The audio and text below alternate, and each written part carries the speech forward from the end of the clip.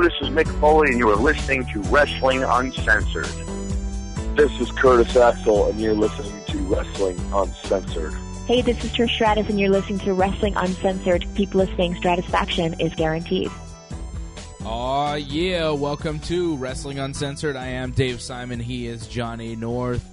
WrestlingUncensored.net is our website here on TSN 690 every Saturday night, talking professional wrestling here with you. WWE Summerslam going down tomorrow night.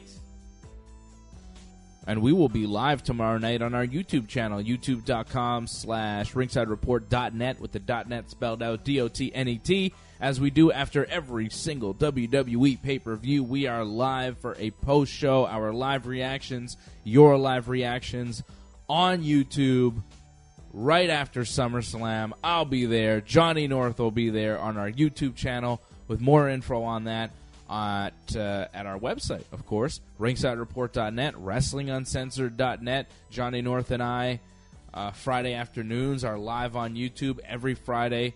Dave and Johnny live talking wrestling with you, talking 90 Day Fiance with you. Johnny North has movie reviews. There's always a party going on our YouTube channel. There's always a lot of content for you, professional wrestling content, MMA content.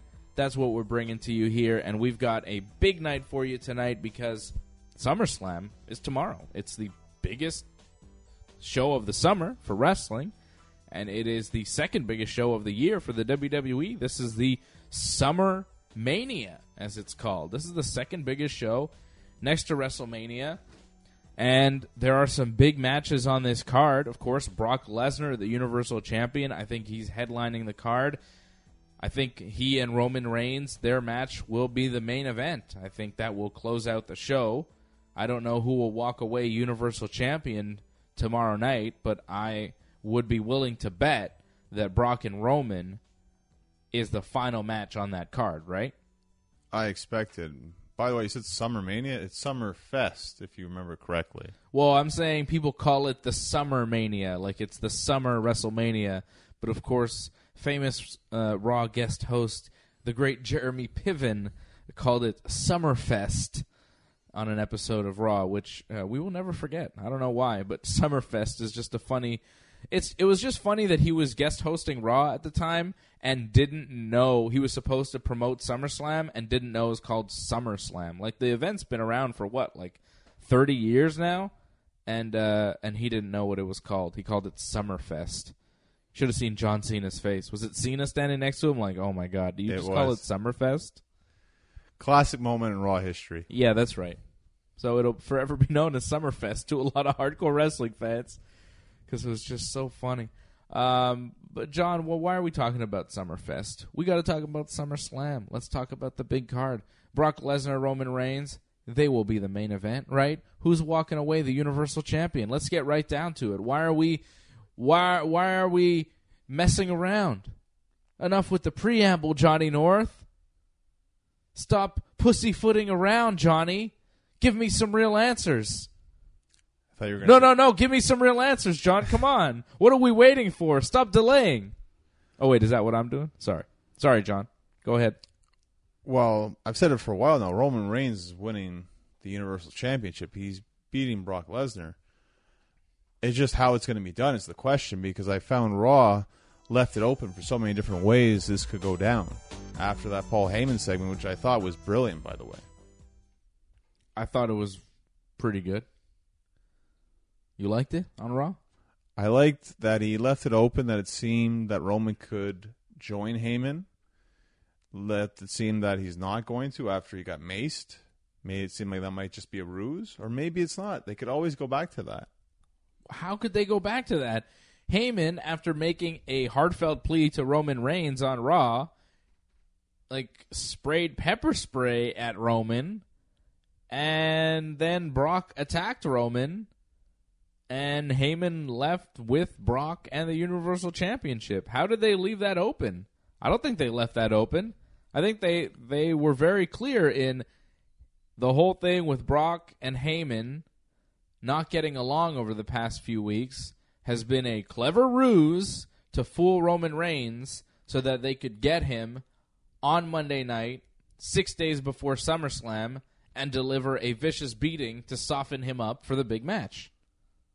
I think it might be a double swerve. I think it might go down like that. It's possible, I think, that we could see something like that. How?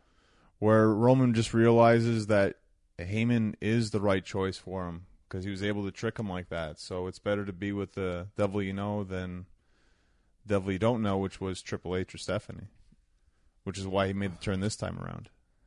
So you think Roman could somehow join forces with Paul Heyman at SummerSlam? Like, Heyman could help Roman win the Universal title, and then on Raw, Heyman is Roman's new representative? I think that there is, to quote the great Vince McMahon, no chance in hell.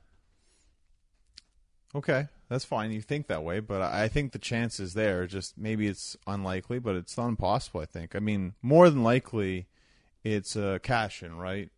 Roman's not walking out of SummerSlam. He might defeat Brock Lesnar, which it seems like is going to happen, but he's not going to walk out of SummerSlam champion. I would say the safe bet for SummerSlam on who walks out Universal Champion is Braun Strowman.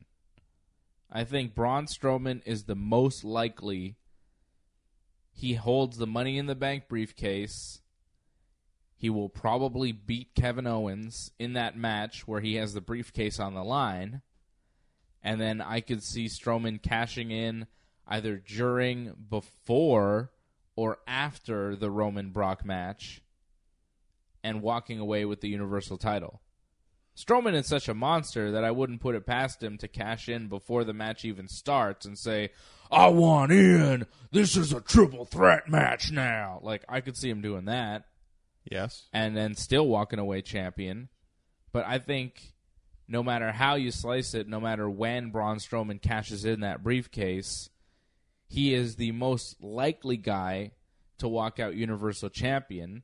I would say second most likely would be Kevin Owens. Third would be Roman. And fourth would be Brock.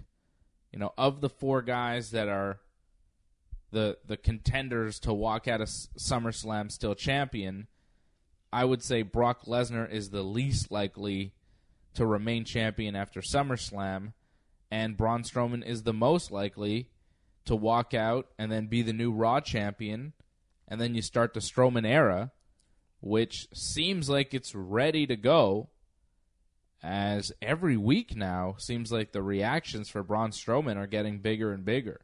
When Braun Strowman was announced as Finn Balor's tag team partner this week on Raw, he got an enormous reaction from that crowd.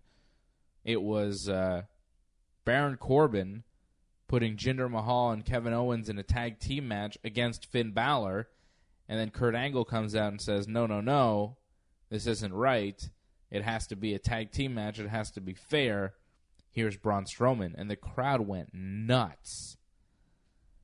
And I don't know if you want to base your next champion on that reaction, but it's not just one crowd. It seems like every week, everywhere he goes, he was here in Montreal, he got a huge reaction. Everywhere Braun Strowman goes, the crowds go nuts for him. So if there was ever a time to put the title on Braun Strowman, you kind of feel like this would be the time. I think the best course of action would be to have Roman beat Brock clean, finally. Hit the Superman punch, hit a couple of spears, whatever you have to do. Pin him 1, 2, 3, middle of the ring. And then Braun Strowman, the monster, comes in, cashes in on Roman. After Roman finally does it, has his big moment, finally beats Brock. He's finally the guy. Here comes Strowman to ruin it for him. Cashes in and becomes new Universal Champion. Now, the only problem with that scenario is it's kind of a heel move for Braun Strowman. Like, Roman has this crowning achievement. It's great for him. He finally beat Brock. You're supposed to be happy for Roman, even though a lot of people aren't. The guy to kind of ruin that moment for Roman Reigns, I don't know if it should be Braun Strowman. I think Kevin Owens is much better suited for that role as this evil guy, this cowardly heel, to steal that moment away from Roman Reigns, and that's what I would prefer. If I were booking things, I would put Kevin Owens on top, and I would make him the new Universal Champion. I'd have him beat Braun Strowman by count-out or disqualification, some way where he doesn't actually have to beat Braun Strowman, but he still walks out the winner, still wins that Money in the Bank case, and then after a grueling fight with Brock Lesnar, Roman Reigns finally wins. With his last breath, he's able, he's just his last inch of energy. He's able to beat Brock just barely, and then here comes Kevin Owens to take the title away from him. I think that would be the most fun and the best way to do it, and the best way to kind of build Raw towards the future with Kevin Owens on top and the whole show revolving around him, because there are more babyface challengers than there are heel challengers. So to have a heel champion makes a lot of sense because he can face guys like Seth Rollins, Dean Ambrose, Roman Reigns, Braun Strowman, Finn Balor, whereas a babyface champion like Braun Strowman has, Kevin Owens, Baron Corbin, Jinder Mahal, and I suppose Roman Reigns possibly because he's kind of in between of a heel and a babyface, right? But I think it's a better way forward for the Raw brand, for the Universal title, for the WWE as a whole, to put Kevin Owens on top after SummerSlam. But I'm not sure if they're going to do it. And I also think that, look, it's not a bad move to put Braun Strowman on top here either. It's not a bad move. He's over, right? People like him. You look at him and you're like, oh my God. He's 6'7", like 350 pounds of muscle. The guy is a genetic freak. They don't make humans like Braun Strowman very often. He is a specimen. And he's getting better in the ring. He's not a terrible wrestler. And he's relatively young and still learning and still improving. I don't know. I could see it going either to Owens or Strowman. But I think that's the only way it could really go right now. I don't see it going... maybe Brock retains, but I don't know. My concern is if you have that potential cash-in of Braun, make it a triple threat match, you put the concern that what if Roman wins that triple threat? Then you can't do a cash-in after. It's done. And you end SummerSlam with Roman as champion. You have that concern if you pull that off. Yeah, but that's kind of why you do it, to add intrigue to the match. Oh, and make it a much better match because I don't want to see Brock and Roman. We've seen that too many times. I don't think it's going to be any better than what we've seen already. Well, that's it, and it makes the match more exciting because you're like, whoa, wait a second, is Roman actually going to win here? And if he does, that's it. Yeah, but he walks away champion. People aren't going to be happy. No, but he doesn't. In the end, he doesn't. Braun wins. Braun wins. Even if Braun comes out and says, I'm challenging both of you guys. I got this Money in the Bank case. The match here is now a triple threat. I think Braun would still win. I don't think there's any way the WWE would book Braun Strowman cashing in before the match and then have him lose. So then what? Then there's no more briefcase for Braun Strowman? What's the point of that? There's no point. I don't think that's a concern for you because I don't think there's any way in hell they do that. Well, I just feel that Why would you eliminate your two top challenges for Roman Reigns at SummerSlam? Braun Strowman, Roman Reigns is a money feud if you have Roman or Braun walk away as the Universal Champion. Well, no, you have Roman pin Brock, so then he hasn't pinned Braun, but he walked away as champion. You can still go with that. The thing is, you kind of need to give Roman his moment here. You've been building this for years. He's never pinned Brock, so he kind of has to pin Brock at this point, or he's never going to do it. So you need to have that happen. Yeah. So that's why the cash-in has to happen after the match. I agree.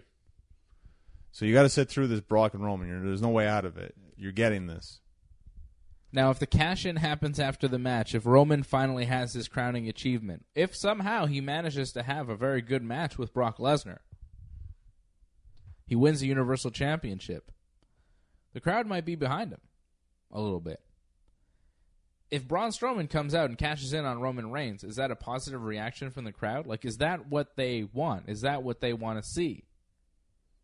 Yeah, for sure. Is it? 100%, without question.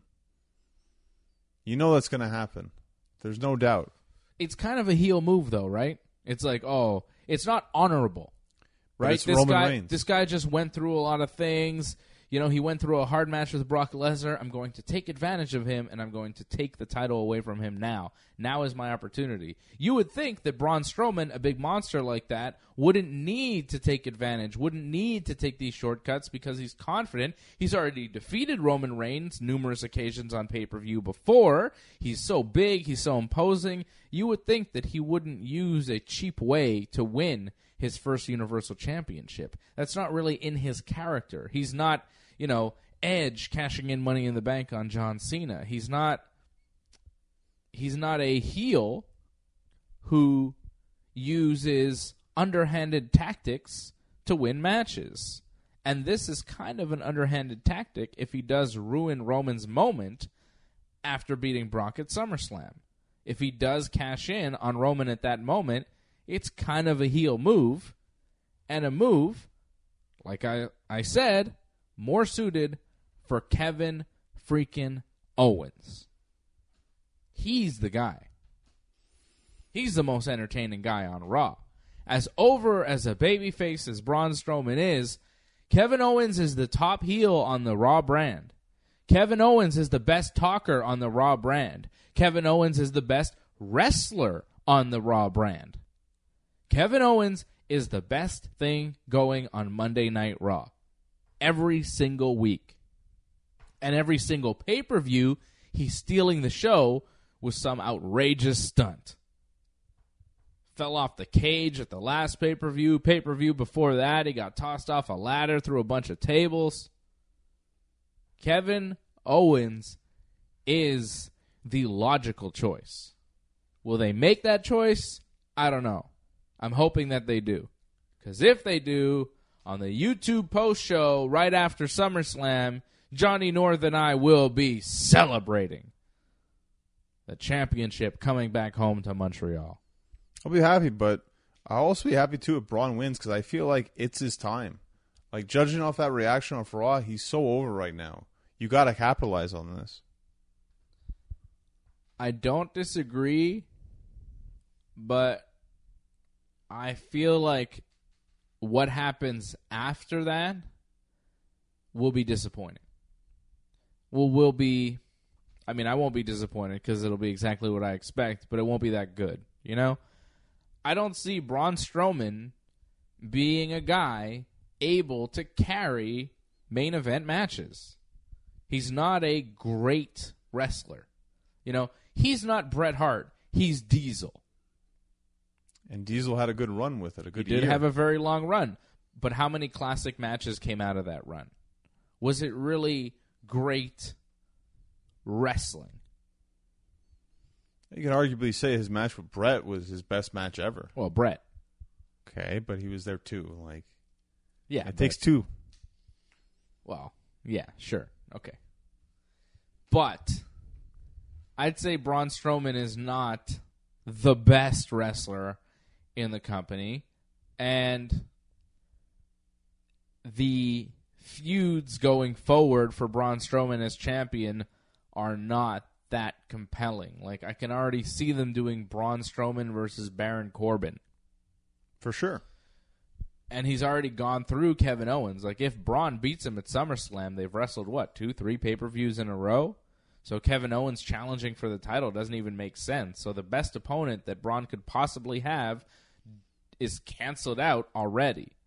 So then Braun Strowman's left to wrestle Baron Corbin, Jinder Mahal. I suppose Roman Reigns would be first up, right? Because Strowman would have stolen his moment. But say you get through Roman, then it's Corbin and Jinder, really.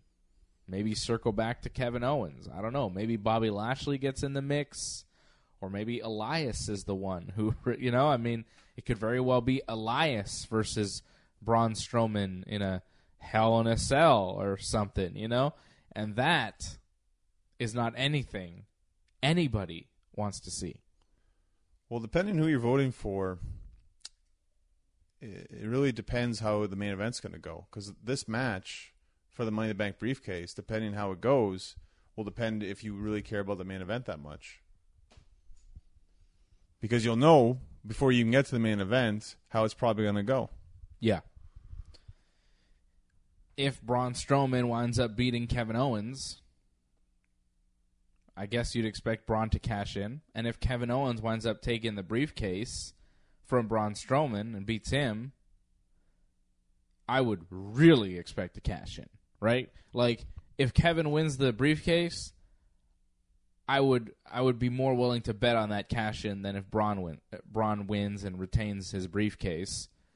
I could still see Strowman cashing in, and I think it will happen. But I think if Kevin Owens wins the briefcase on that night, the cash-in is definitely happening. Well, that's it with Braun. Maybe he just comes out confrontation, and that's it. He doesn't do the actual cash-in. He just says, like, it's going to happen. And that's it. That would probably be enough, actually, for people to know, like, yeah, he's going to be the champion, just not tonight. Yeah, maybe he says tomorrow night or whatever. You know, steps up to Roman, is like, you have 24 hours to get yourself together because I'm cashing in tomorrow night on Raw.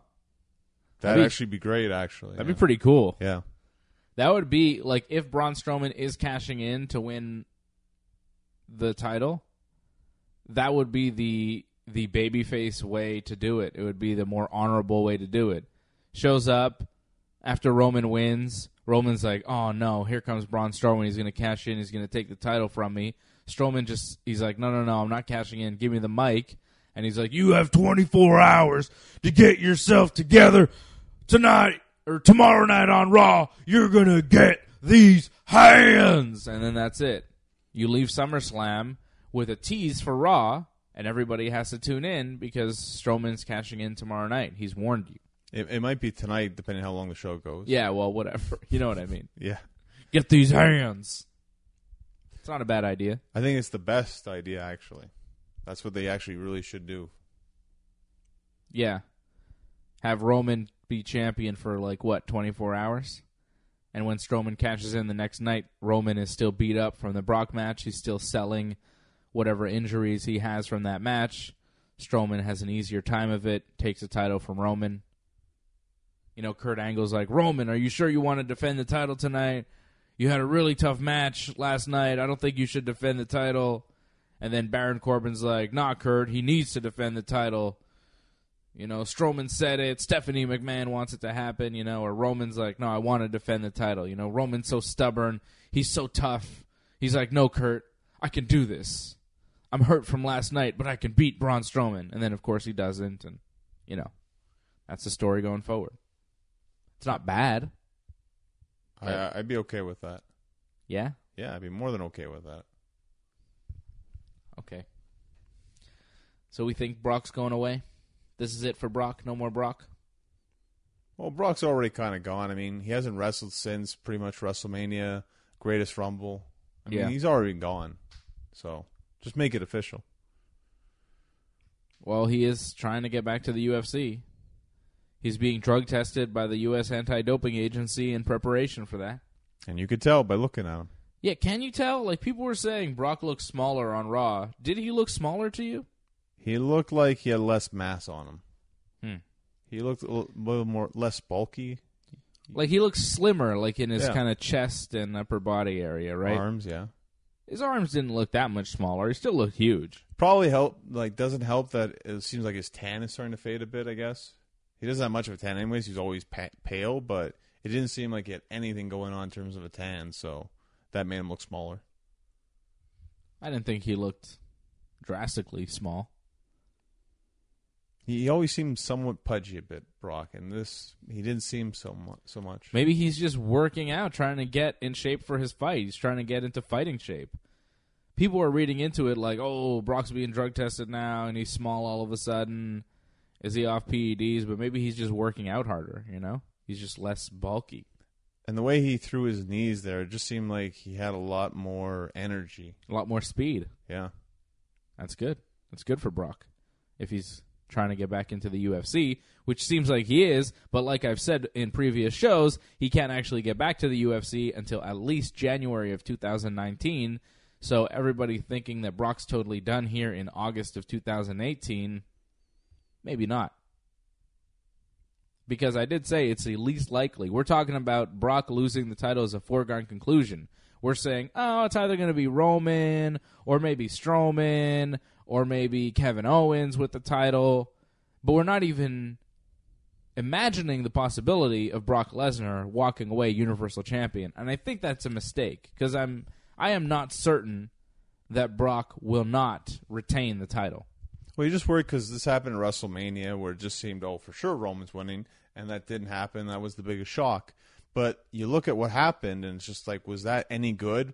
Or Brock's still not around? I think he was even around even less than before.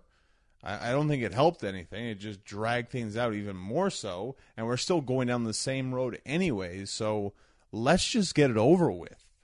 Let's just end this reign finally. I don't disagree with you. I think it is time to move on, but people felt that way at WrestleMania. He had a year-long run. Give it to Roman. Let's move on. Let's keep it moving. And it didn't happen, and everybody was surprised. Fine, you shocked us. Good, great, all right. It wasn't that great of a shock, but so now let's learn from that, and let's make it the right move this time. Give Roman the title. Get it over with. Okay. I don't disagree. Give Roman the title, but for a very short time, right? Like 24 hours at the most. His reigns are always short anyways, right? Yeah, he hasn't had any really long run with the title, which you expect will come at some point, right? Like at some point, they're going to give Roman the belt and be like, all right, this is it. This is your big run. You're going to hold it for like a year. This could have been it right now, but they gave it to Brock instead. Do you think maybe they just give the title to Roman here and he just goes with it for a while? Is this the run? No, I don't think so. He's not there yet. I mean, I think a heel Roman is champion. Yeah, for sure. Give him that title for a very long time. Who knows if they'll ever do that? They should. I don't know if they will, but they should. How about some other matches on this card? It's a jam-packed card here. We have AJ Styles defending the WWE Championship against Samoa Joe. That's a big match. It is, and they made a nice twist to the storyline kind of late, which adds a little bit more interest to the match, but also makes me think like, well, this is just part one of definitely a 3-part saga. So it does feel like the first match of many. Why? What happened this week that made you think that? The letter from AJ's wife?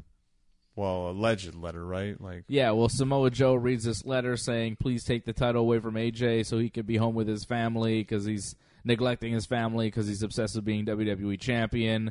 And Joe says that AJ's wife wrote the letter, and AJ's all mad, and that's how SmackDown ended. So Joe, this whole feud has been about Joe saying AJ doesn't really care about his family. He pretends to be this family man, but he doesn't actually love his family. He's just obsessed with being WWE champion. And AJ saying, I'm WWE champion so I can make a better life for my family. And it's been all right. I just don't feel it. Like, they're saying things, but I don't really believe that there's real heat between AJ and Joe. As much as they're trying to make me believe it, I don't fully buy it. I think their match will be very, very good. It may be the best match at SummerSlam. These two have wrestled before many, many times in different promotions, mostly in TNA, and it was always tremendous. They always found a way to outdo their last performance. And I think this match will be no different. I think this will be a classic SummerSlam match. Samoa Joe, AJ Styles, WWE Championship. And once again, I'm a little bit lost on who to choose as the winner. I am not sure who wins here, and I'm leaning towards Samoa Joe. I think Joe should be WWE champion at some point, and why not have him take it now? AJ's had a long run with the WWE championship. If he's going to lose it to anybody, Samoa Joe is not a bad option at all. I feel like this is going to end in to a no contest. I feel like they're Really? They're either gonna have AJ's actual wife or like an actress play his wife, I think, to be added to the storyline. I feel like we're going down that route. I feel like this is going to turn into something like Eddie Guerrero, like Rey Mysterio kind of like drama. Not like where, Joe has like one of AJ's kids as one of his own kind of thing, but we're going down that route, I think. Where it's just, Vicky got brought in this way, right? Vicky Guerrero was brought in through this whole Rey Mysterio, Eddie Guerrero storyline. I think the same thing's going to happen with Wendy Styles, whether it's a wrestler playing Wendy or actually her. Yeah. I think we're going down that route. Which I think AJ's wife's real name is Wendy, but her last name is definitely not Styles. But that's great that they did that, though. I love that they did that. Signed, Wendy Styles, the phenomenal Wendy Styles. Styles is not his last name. The man's name is Alan Jones. That's what AJ stands for. Her name is Wendy Jones. But so then she's Wendy AJ Styles, maybe? What? Then her name is Wendy AJ Styles because it's Jones, right? So. Well, look, I mean, Linda Bolea refers to herself, I think, still, Hulk Hogan's ex-wife, I think, still refers to herself as Linda Hogan. So, the wrestling world is crazy sometimes. Hogan's kids refer to themselves, like, with the last name Hogan. Yeah, that's crazy. They're actually crazy. Yeah, because like they're not wrestlers. They're not wrestlers. It would be as if Rey Mysterio's kids, said their last name was Mysterio. Dominic Mysterio. Hello, I'm Dominic Mysterio. Nice to meet you. Or if the Boogeyman's kids said their last name was Boogeyman. It's just ridiculous. Wendy Styles. Well, Nick Hogan. Brooke Hogan. She had a singing career. She called herself Brooke Hogan. It made sense because they thought, Hogan's daughter. Like, there you go. It makes sense. Will Big Terry be at SummerSlam? He's been around the WWE lately. Is he going to show up at SummerSlam? Where does he fit, though? That's the problem. I don't know. Nowhere? Exactly. So I don't think he should show up yet. Maybe, WrestleMania. Maybe he should cost AJ Styles the title, brother. Why? I don't know. It's from the old TNA days, an old score they have to settle. Him and Joe are friends now. Yeah, I don't think so. No? No. Yeah, I don't think so either. You think Joe wins the title? Not yet. Eventually, but not yet. I think he will. I think Joe wins the title here. How about Ronda Rousey? Will she win the Raw Women's Championship? Will she beat Alexa Bliss? This is maybe the match I'm looking forward to the most. Wow. I'm not looking forward to this much at all. Really? I think this might be the worst Ronda match, actually. It's Ronda Rousey, man. How could you not be excited? Actually, to be fair, the Alicia Fox match will still be the worst. But Ronda is the biggest star that WWE has. I'm not looking forward to a match where it's like, yeah, she's clearly going to win. This should be a squash. I'm not looking forward to a squash. It'll be Ronda's first title. Ronda winning the Raw Women's Championship. That's a big deal. It's a nice moment, but it's not a great match. You don't know that. You thought Nia Jackson-Ronda would be a bad match, and it turned out to be excellent. Nia stepped up. So did Ronda, but Nia really stepped up. Yeah, so did Ronda, though. You can't deny Ronda is a talent in the wrestling business. She can go. Can she do it with Alexa, though? I haven't proven where Alexa can have these 5-star matches. Have you seen a great Alexa Bliss match yet? No. I'm very skeptical. I think she's all right. She's all right, but it's not going to be a 5-star match. With Ronda, sometimes, an all right performer can elevate to great on certain nights. I think she could have a great match here with Ronda. I'm not pessimistic about this at all. Oh, WWE will try as hard as they can to make this as good as they possibly can, but yeah, I still don't think it's going to be that good, regardless of all the extra help and salad dressing they're going to put on this match. Oh, that's a Johnny North catchphrase right there. Salad dressing, brother. And describe once again to any of our new Wrestling Uncensored listeners what salad dressing is. Basically outside interference, if there's going to be weapons, basically shenanigans. Just anything extra, a little extra salad dressing to make the match a little bit more interesting. You're not just eating plain salad here in the match. You're not having a straight-up match between two people. You're adding a little dressing and making it spicy. You know there's going to be outside interference. Like, it's very obvious. Yeah, probably with Alicia Fox, right? You can't even doubt that. Mickie James, Natty. Will Natty be there? Yeah, I think so. That promo that Ronda Rousey cut on Raw, you cannot tell me Ronda can't cut a promo anymore. That was a heartfelt promo, tribute to Natty, to Jim the Anvil Neidhart. I was choked up watching Ronda talk about that. It was a very emotional, real moment to start off Monday Night Raw. I thought that was incredible. Very powerful stuff from Ronda Rousey.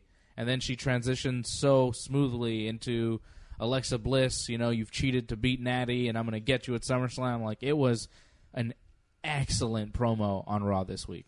I thought that was the best thing that happened on all of Monday Night Raw. Well, I was surprised that she brought up Neidhart passing away, unfortunately. I thought maybe that they're going to bring this into the storyline, and I was going to be like, wow, that's going to be crazy if Alexa, like, disses like Jim the Anvil Neidhart. This is going to make it really personal, this thing. She didn't, though. She did not do that. And her promo was still very good, Alexa. I thought her promo was very good. Except the one part about her security guards being highly trained. They looked like they were absolutely lost, didn't know what they were doing. They were just holding their hands, too, like even when Ronda was taking one of their guys down. So that kind of threw away Alexa's credibility a bit when she said that line. Besides that, it was great. Yeah, so there was security there to stop Ronda from attacking Alexa, and then Alexa ducked around the security and pushed Ember Moon, who was in the ring for a match that never wound up happening. She pushed Ember into Ronda, who was on the apron. Ronda falls down, and then she just takes everybody out. She took out the security. She took out Alicia Fox, and then Alexa kind of runs away. But I thought that promo from Ronda was very good. And I don't know if you know that, but, you know, she was talking about losing the father and what a father means to you and stuff. Ronda lost her father at a very young age, and that was kind of a big part of her whole story in the UFC and stuff. So she, like, understands to a certain degree what Natty's going through, losing her father, Jim the Anvil Neidhart. So I thought her speech felt real. It felt like it was coming from the real person, Ronda Rousey. It wasn't something written for her from the WWE. And it just shows you what kind of person Ronda Rousey really is. You know, people say a lot about Ronda Rousey, but I think she's world class. And I was really impressed by that moment on Raw. I was touched. No, it was a great moment, I think. The fact that we saw her that emotional. It's just to use it, like, it felt like that they were going with this in the storyline. So it just felt kind of one-sided, where Ronda can say it, but the heels can't say anything back because that's going too far. Well, you know? It is. Well, see, that's the problem. Like, if you're going to go one way, you know, you should be able to go the other way too. Easy there, Johnny. I'm just saying, this is a storyline, and you brought it into. That's why I'm surprised you brought it into the storyline. Like, you know, you're on Raw. Maybe you could do the promo not on camera. I do want to stop for a minute and talk about Neidhart. Of course, Jim the Anvil Neidhart passed away this week. The guy was an incredible force in professional wrestling. The guy was one half of the Hart Foundation, one of the greatest tag teams in the history of the business. I'm surprised Neidhart's not in the WWE Hall of Fame. Right? He's not in the Hall of Fame. I assume he will be inducted at some point. He's very much deserving. Everybody knows who Jim the Anvil Neidhart is. He's a legend of the wrestling business. And it was just sad to see that he had passed away, and my condolences and my thoughts are with the entire Neidhart and Hart family. It's very sad. And I'm sure, you know, a lot of you saw that picture of the Hart Foundation. It was a really sad photo that was going around with, you know, Owen and Pillman and Davey Boy Smith and Jim Neidhart and Brett there in the middle.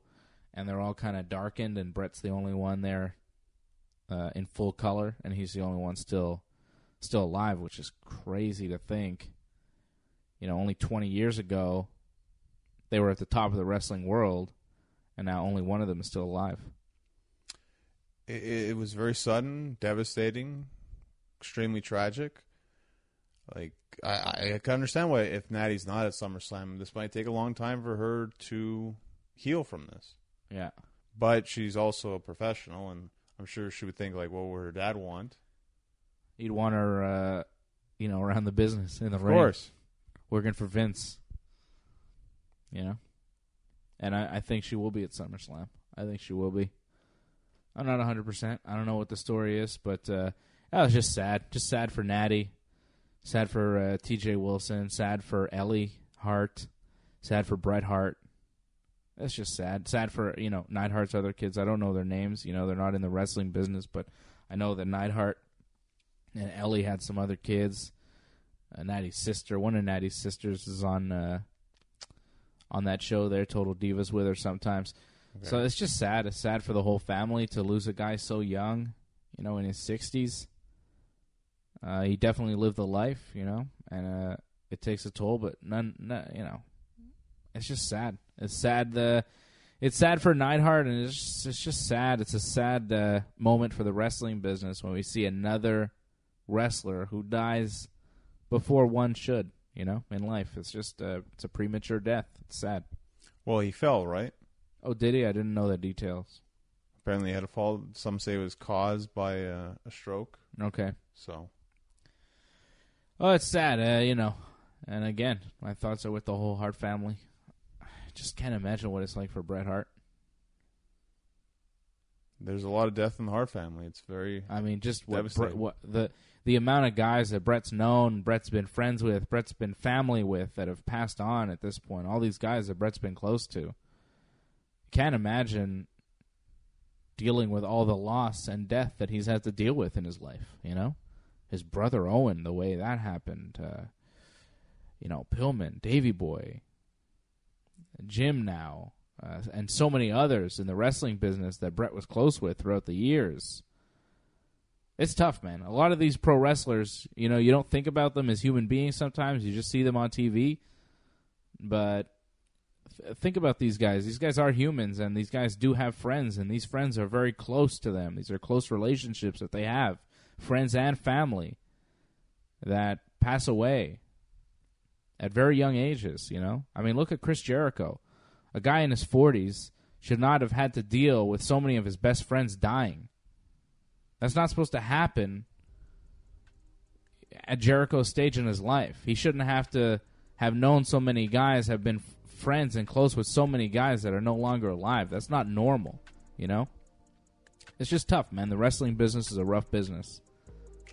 And I feel for these guys. They go through a lot, not just physically, not just on the road, but emotionally too. It takes a real toll.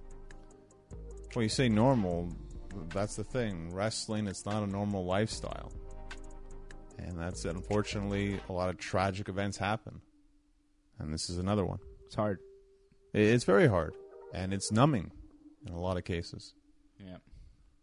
All right, Johnny North, we're going to take a short pause here. We're going to come back on TSN 690. We got more SummerSlam to get to. WWE Summerslam going down tomorrow night in Brooklyn.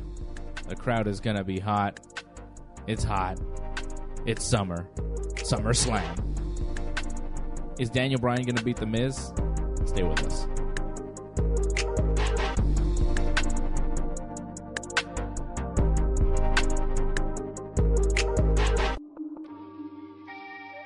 What's going on, y'all? This is WWE superstar Kofi Kingston, and you're listening to Wrestling Uncensored. Hey, this is the Heartbreak Kid, Shawn Michaels, and you are listening to Wrestling Uncensored. This is Rob Van Dam. You're listening to Wrestling Uncensored. All right, welcome back. It is Wrestling Uncensored. I am Dave Simon. He is Johnny North. WrestlingUncensored.net is our website here on TSN 690. Every Saturday night, we're talking professional wrestling. We're talking WWE. If you want to hear about other brands of professional wrestling, like maybe New Japan Pro Wrestling, they had a big tournament called the G1 over the past month. It is now over. If you want to recap, go over to WrestlingUncensored.net. Listen to myself and the Green Phantom. That's right. Montreal legend, the Green Phantom, who now has new T-shirts available, and I just got myself one. They are sweet. Too sweet. And Green Phantom and I, What's Phantom in Japan, is a monthly podcast about the world of New Japan professional wrestling. Go download that at WrestlingUncensored.net. It was a lot of fun this week. Johnny North hasn't listened to this episode yet, but he's listened to the other episodes that we've done. This is episode 5 that just dropped this week, and I think you can give a positive review, right? I mean, maybe you're not a huge fan of me, Johnny, but at least you're a big fan of Green Phantom, right? He called it the G1 Classic, did he not? Yeah. Oh, you did listen. I did listen to it. Oh, I thought you didn't. No, I did. I told you okay. I did, actually. I'm sorry. Slipped my mind. So was it all right? Can you give a positive review for everybody, or? Considering you guys had so much to cover, like, I thought you guys did a great job. Like, I thought that show was going to easily be over an hour, easily. Yeah. And you guys kept it under. Really good job to pull that off. So you were happy that it wasn't long? That you kept That's the best part condensed and to the point. Okay. Which is not easy to do with a lot of things in media. Did you learn anything about New Japan? You're not a viewer of New Japan, so... Well, a lot more about Ace, I guess. Tanahashi? Just, I mean, you've talked about he's the Hulk Hogan, but just the fact that Okada, like, he was in his shadow a bit, and it's like, well, I just can't beat Okada, but now he's over the hump now, and this might put him over the hump by winning the G1 again. But he still hasn't beat Okada. Yeah, but he doesn't have to now. Well, the Ace has said he plans to put his Wrestle Kingdom main event on the line in a match against Okada, because in order to truly take over, to truly be the Ace, to truly become the champion, he must vanquish Okada. He should just wrestle Jericho, but okay. It seems like he wants to wrestle Kenny Omega.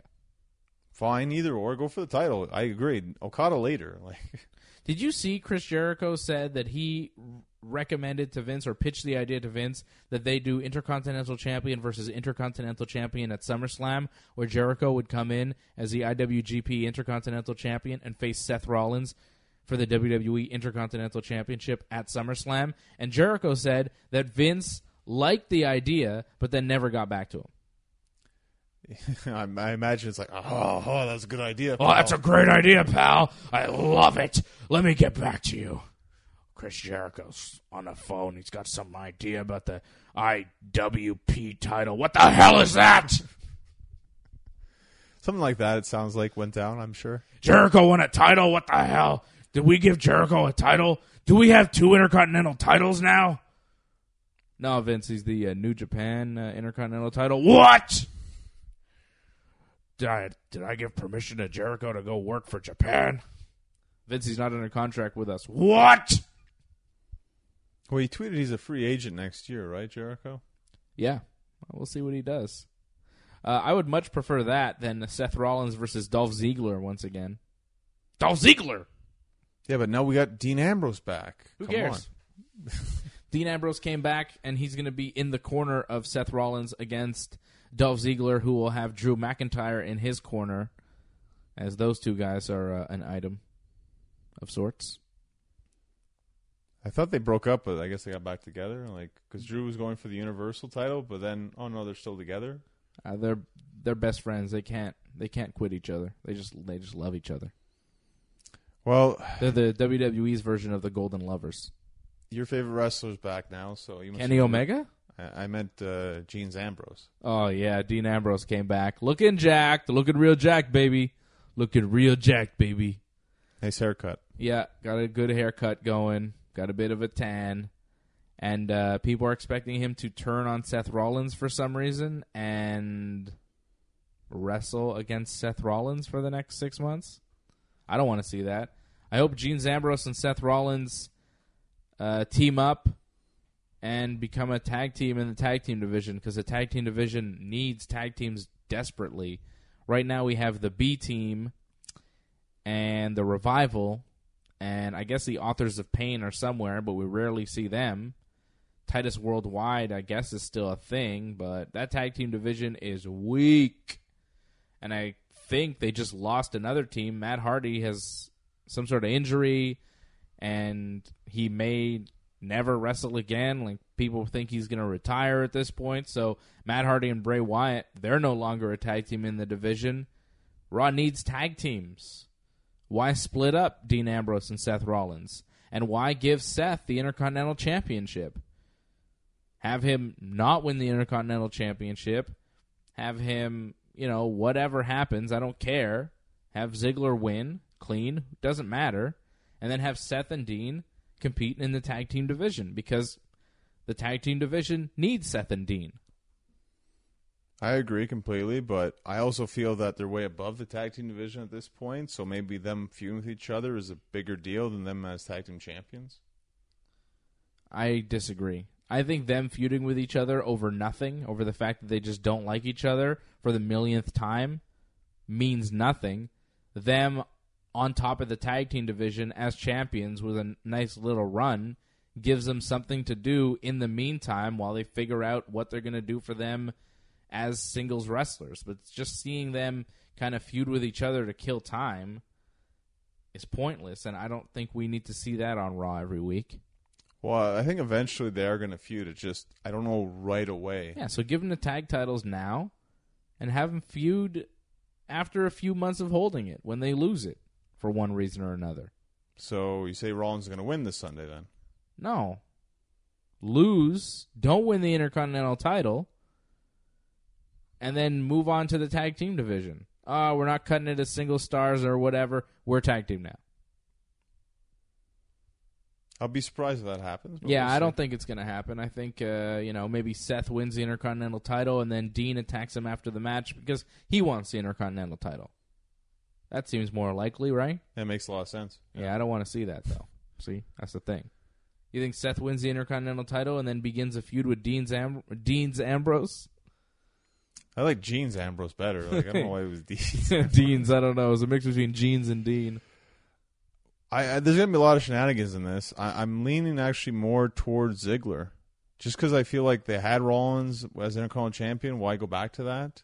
Yeah. But I also feel like it's too soon for this Ambrose heel turn. So I feel Ziggler's going to win, but shenanigans. Tons of shenanigans in this.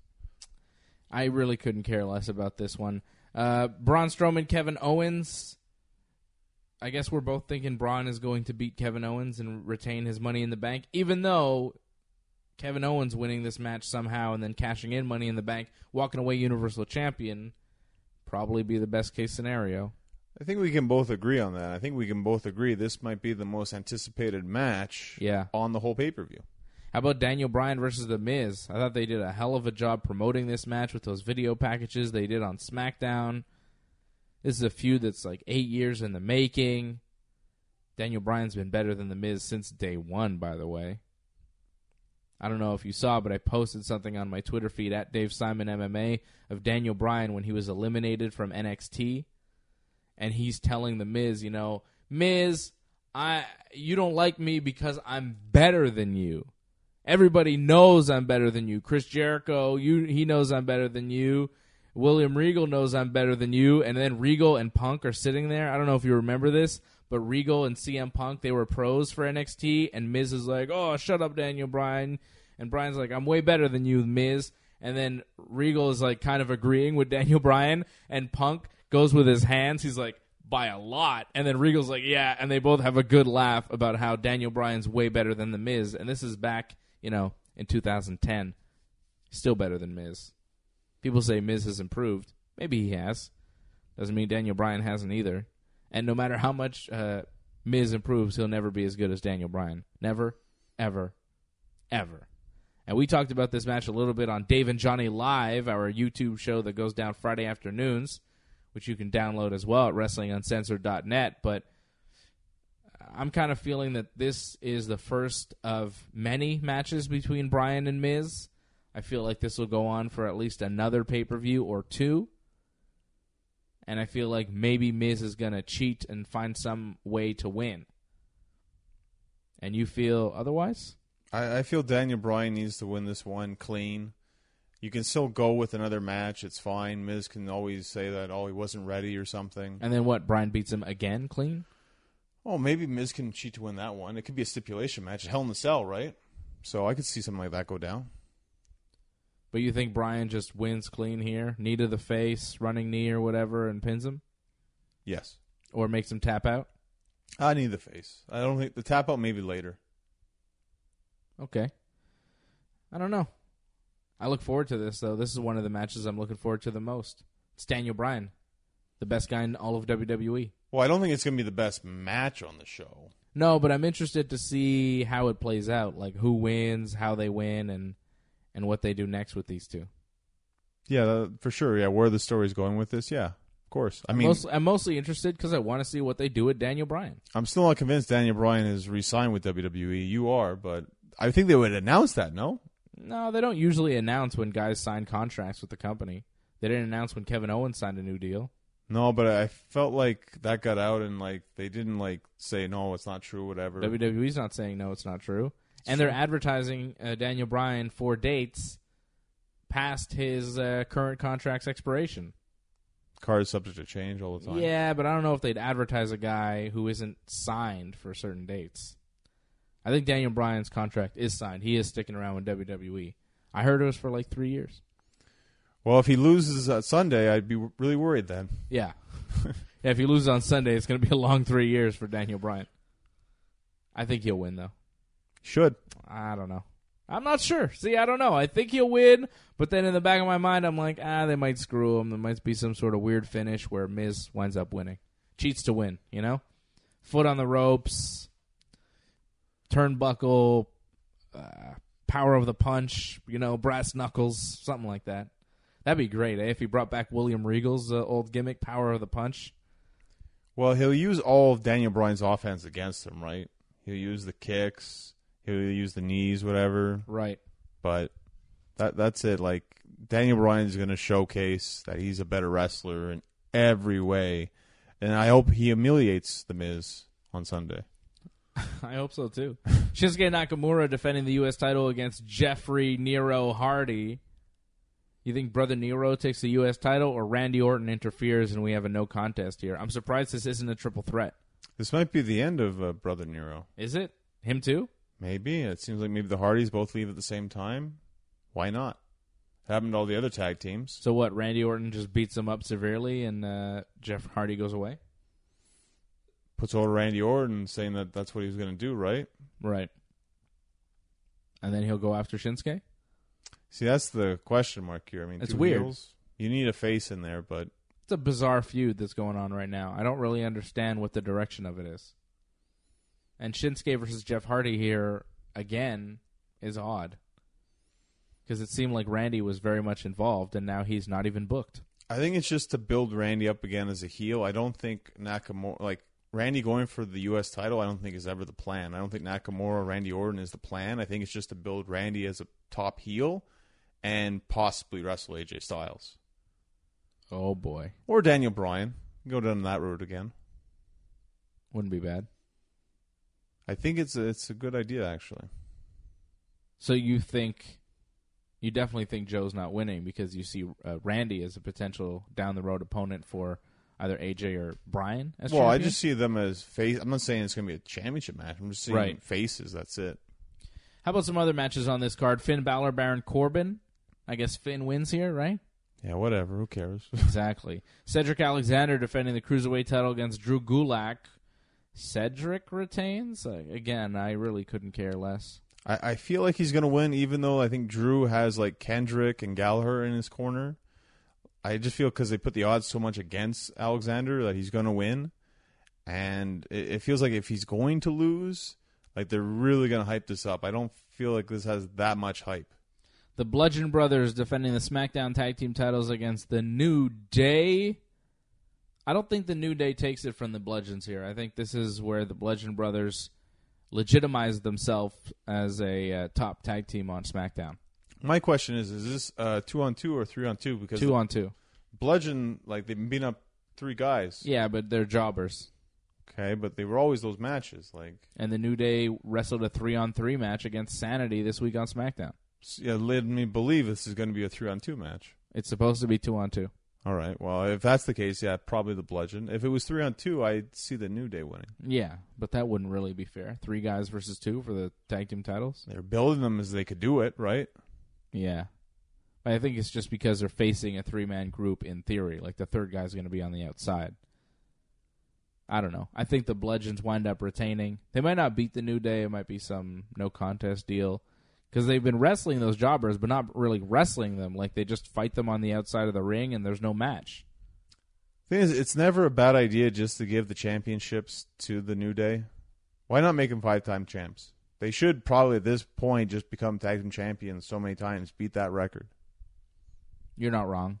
The Raw Tag Team Championship on the line. The B Team defending against the Revival. Yeah, whatever. B Team retains, I guess. It's on the pre-show. Why change it here? Why give it to the Revival? There's no point. It just feels like just because they're champions, we got to put them on the show. That feels like that's the only reason it's on there. There's no build. I mean, we've seen this match already. And they just had a triple threat with the Deleters of Worlds involved there on Raw with the tag titles on the line, and the B Team retained there. I don't really see the point in having this match either. Rusev and Lana taking on Andrade Cien Almas and Zelina Vega. This could be all right. Well, because Almas is kind of new and has only lost to AJ Styles, I believe, I feel like they're going to win the match. I think so, too. Rusev's on the way down. He got the WWE Championship match, his big thing, but he didn't win, and now he went all the way to the top, all the way to the bottom. Yeah, he main evented, or one of the main events of the last pay-per-view, and now he's on the pre-show, teaming with his wife against Andrade Cien Almas and Zelina Vega. I'm a big fan of Andrade Cien Almas. I think he's got a lot of potential. He could be a top guy in WWE. Finally, Carmella defending the SmackDown Women's title against Becky Lynch and Charlotte Flair. This is an interesting one. I think Becky walks away as the new SmackDown Women's Champion. Wow. Maybe not. Maybe not. I could see Becky and Charlotte kind of fighting amongst each other and allowing Carmella to, kind of steal a win. Yeah, that's probably what's going to happen, right? That's what I thought. Becky's not going to win, is she? Yeah, they're going to cancel each other out, Charlotte and Becky, and then Carmella will take advantage. Because that promo kind of showed it on SmackDown where they kind of buried Carmella saying that she's not a good wrestler, just go on the commentary table and talk. Yeah, that was an interesting promo there from Carmella and Charlotte and Becky. Carmella talked about how Charlotte is better than Becky. She's trying to kind of drive a wedge. And then Charlotte goes, Carmella, you're a diva living in a women's era. And then Carmella kind of owns it. She's like, yeah, I'm proud to be a diva. I'm better looking than both of you. I got a better body. I'm more charismatic. And it's like, whoa, Carmella. It was pretty wild. And she says that's why she's a champion and they're not. And then Paige shows up and she's like, Carmella, you go do what you do best. You'll be on commentary and you watch Charlotte and Becky do what they do best, which is wrestle. And they beat Mandy Rose and Sonya Deville. It was an interesting promo there from Carmella. She went like full on. I think she's just showing she's very entertaining. She might not be the best wrestler, but she's made the SmackDown's women's division more intriguing. And Carmella, man, what is she getting her lines from Dave Meltzer now? I mean, what's going on? You see that? He got in trouble this week. Oh, did he? I heard with Peyton Royce. It was something he had to make an apology, didn't he? We won't. Yeah, Dave Meltzer had to apologize to Peyton Royce this week, and his apology was not great. We're not going to get into it here. We don't have time, but you can look into that one for yourself. It's bad. Not good. Not good. We all make mistakes. I don't know. We do. People do make mistakes, but some mistakes maybe shouldn't be made. Maybe you should have better sense than to say certain things. But hey, we say crazy things too. Johnny North, I'm sure you say crazy things. You do crazy things, like wrestle people and beat them severely. And then sometimes you take a beating, because that's how wrestling works. When's your next match? When can people see such things? It's going to be September 16th. Not 18th, as I said last week, September 16th. Yeah, you botched the date last time. Yeah, I screw up. You know what happens? Mistakes happen, like I said. There you go. That was the warm-up towards that. So September 16th, 4325 Industrial Boulevard, 2 p.m. at Drew Onyx's Torture Chamber. I'm wrestling. Don't know who I'm wrestling yet, but keep tuning in, and hopefully I'll know my match before I wrestle. There you go. Follow him on Twitter at North Genesis. Follow him on Instagram at Genesis Johnny North. You could follow me on Twitter and Instagram. Same handle, Dave Simon MMA. Very easy for you, at Dave Simon MMA on Twitter and Instagram. WrestlingUncensored.net is our website. You can subscribe to the podcast, every show that we do, be it Wrestling Uncensored, this very show, Ringside Report Radio, the MMA show, What's Phantom in Japan, the New Japan podcast with the Green Phantom, Dave and Johnny Live, the SummerSlam post show, whatever you want, whatever you need, combat sports. We got tons of content over on our iTunes feed, on our YouTube channel as well, youtube.com/Ringside Report, DOTNET, ringsidereport.net on YouTube. Johnny and I will be live on YouTube right after SummerSlam tomorrow night, taking your comments, taking your questions, and giving you our thoughts on the whole SummerSlam experience. Should be an interesting time. WWE Summerslam, WrestlingUncensored.net. I want to thank Jimmy and Marco for helping us out back at TSN 690, and a big thanks to you for listening. For Johnny North, I am Dave Simon, and this has been Wrestling Uncensored. Yeah, yeah. Yeah. Yeah.